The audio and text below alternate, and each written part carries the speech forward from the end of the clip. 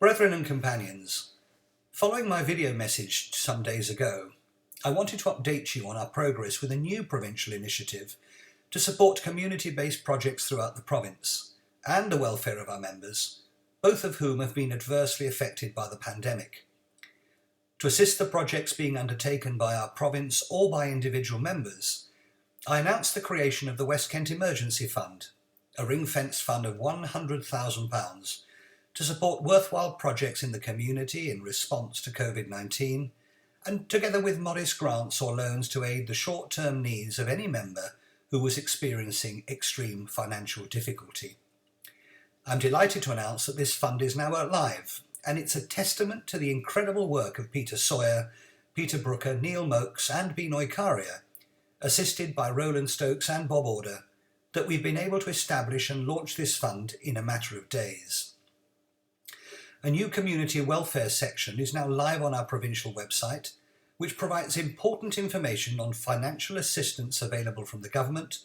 Masonic Charitable Foundation, other benevolent funds and from financial institutions. In addition, application forms have been provided to enable you to apply to the fund for financial assistance for either community-based projects that require our supports or for individuals. The welfare of the needy in our community and that of our members and families is my primary concern. So the Funds Committee will ensure that every application you submit receives prompt response so that worthy cases can receive their support in a timely manner. Our work in the community continues apace, and the Provincial Almoner and his team are liaising with each of the hospitals and hospices in the province to establish what items of PPE they are most in need of for their frontline staff and how we can assist with its provision. We are also reviewing the needs of local charities that are responsible for the care of residential patients. I've also asked our provincial charity steward and his team to liaise with the major food banks throughout the province so that we can provide financial assistance to ensure that provisions are available to those most in need. Having received excellent support to my letter for volunteers with 3D printing capabilities and stocks of PPE, each member that applied has now been contacted so that they can apply to the Fund for financial assistance to cover the cost of materials to ensure that production of PPE continues.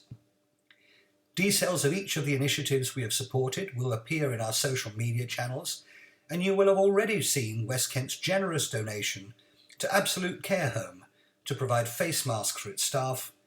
and to fund Worshipful Brother Tom Weaver's initiative, where 200 face visors are being made each and every day and provided free to frontline care workers and NHS staff. In addition, the provinces of East and West Kent, Surrey and Sussex have jointly arranged the procurement of 50,000 visors for frontline staff, which will be distributed in the next few days.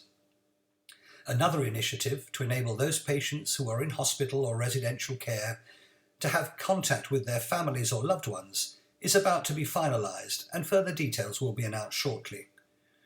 I continue to be hugely impressed with the measures you have put in place to keep in touch with each other. Having been the recipient of some of those calls, emails and texts, I can confirm that they are hugely uplifting, which continues to demonstrate the sense of togetherness we have in our very special province. As a consequence, I've asked our Provincial Almoner and his team to implement measures with each of our Lodge Almoners to ensure that every member of the province is receiving contact from somebody on a regular basis, particularly those members who are alone, who are at risk, who are vulnerable or in greatest need, and also our widows. These measures will extend to those members who have sadly left the craft during the last 2 to 3 years, so that they might know that their welfare is important to us and that they're still being thought of. Do please keep me advised of any good news stories or community projects you, your lodges or your chapters are involved in, for which you can now apply to the Fund for Financial Assistance. When this pandemic is over, I'm convinced that we will emerge as a more caring, compassionate, kind and benevolent organisation than ever before. In the meantime, if you possibly can, stay home, stay safe, and I wish you and your families well.